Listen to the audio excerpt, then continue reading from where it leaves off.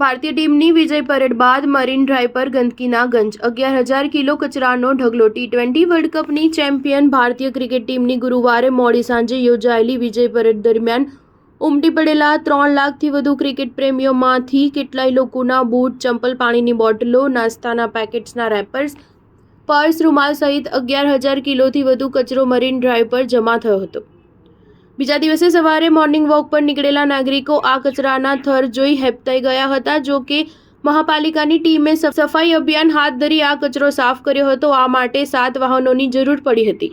ભારતીય વિજય પરેડ ગુરુવારે 7:30 વાગે મરીન ડ્રાઈવથી ચર્ચગેટના વાનખેડે સ્ટેડિયમ સુધી ઓપન ડેક બસમાં થઈ હતી। વિજેતાઓની ઝલક જોવા માટે લાખો લોકો જમા થયા હતા।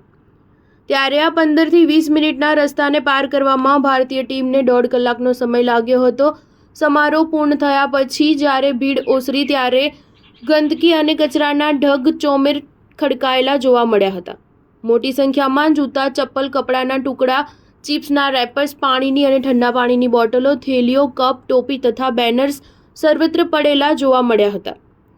આટલી જંગી ભીડના કારણે દરરોજ કરતાં અનેક ગણો કચરો થશે તેવો ખ્યાલ આવી જવાથી મહાપાલિકાની ટીમ ગત મધરાત્રે જ સફાઈ માટે પહોંચી હતી। પરંતુ જે પ્રમાણમાં અને પ્રોમેનેડ તથા રસ્તાની બંને બાજુએ જે રીતે કચરો વિખરાયેલો હતો તેમાં આખી રાત અને આજે સવારે કલાકો સુધી પણ કામ કરવું પડ્યું હતું।